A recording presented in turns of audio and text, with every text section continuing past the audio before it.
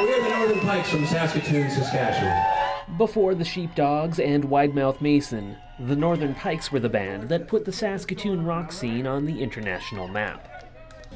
More than 3 decades after forming here, they returned for a hometown show recently, which they say can be a bit of a mixed bag. We've always had good shows here, some not as well attended as others, but that's just how it always goes with hometown gigs for bands. Usually groups will say it's one of the odder shows to play is their hometown. It's just, yeah, mixed emotions. The 5-time Juno nominees and Western Canadian Music Hall of Fame inductees achieved great success in the late 80s and early 90s. On the strength of hits like Teenland, Things I Do for Money, and She Ain't Pretty.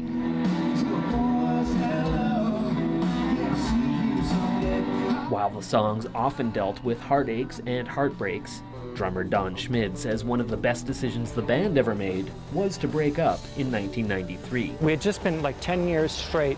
We lived with each other, we toured, we did everything together, and we needed a break. And I think because of that breakup, we're back now.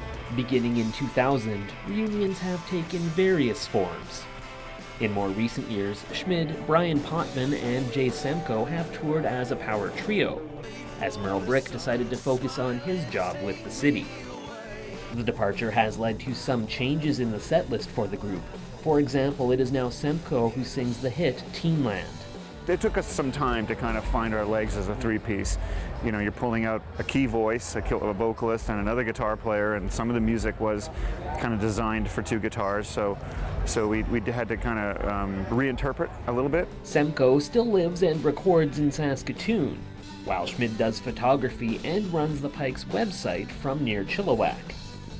Potvin resides just outside of Halifax and is focusing on his duo with Kevin Kane from Grapes of Wrath, but still greatly enjoys the occasional gig with these guys. Oh, absolutely, yeah, I really do, and the music means a lot to us still. I mean, honestly, we wouldn't be doing it if we didn't enjoy it, because, we're actually making good money now, so, it does make us money, but it's way beyond that, because you can do a lot of things to make money, things to do for money.